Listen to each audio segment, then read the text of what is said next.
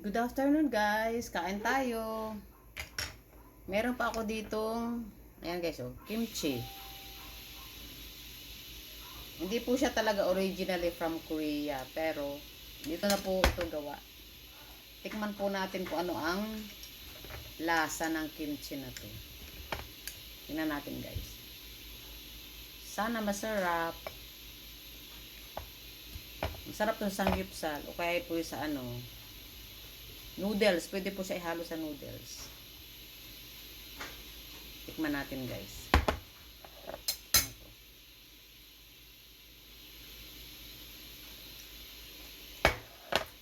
Hmm? Hmm? Okay po siya, masarap.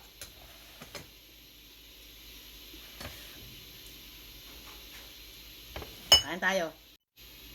Gusto ko po siya guys kasi ito po yung gato ko yung medyo luma na. Yung maasim-asim na, maanghang-anghang. Hmm?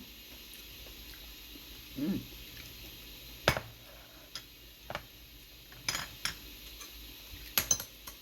Gusto ko yung timpla niya guys, masarap. Saan ba duwa ba? Hindi ko mabasa, malabo naman si mata ko. Pero gusto ko ang timpla niya. Titinan ko yung ito yung susunod, ito rin pong bibilin ko. Ako guys, gusto ko rin pong gumawa nito. Hindi ko lang po nalilingilan, hindi ko po nagagawa. Pero some other time, gagawa po tayo.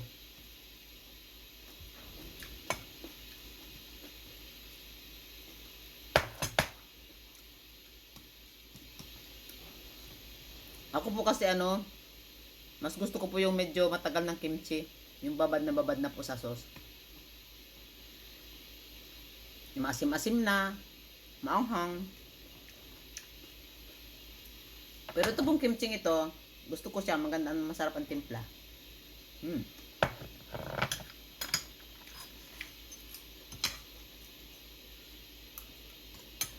Kain po tayo.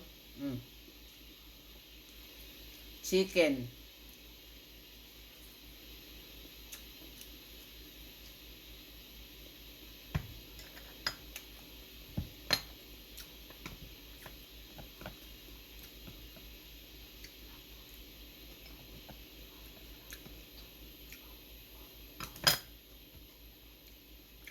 Nagustuhan ko siya guys. Gusto ko siya.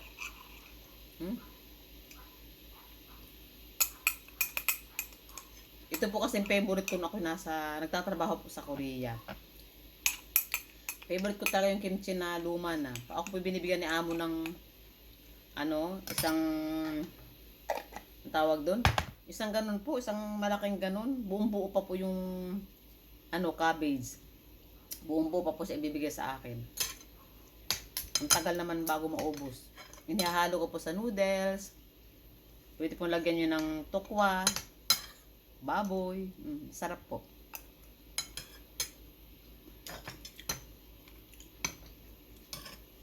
Masarap din po ihalo ito sa samgyupsal.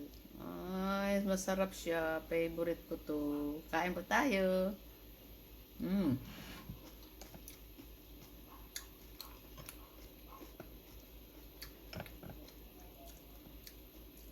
Magaling yung gumawa na de. Ito, magaling gumawa nito guys.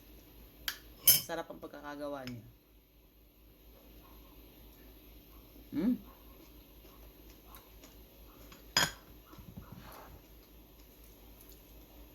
Try nyo guys. Sa SM ko po ito binili.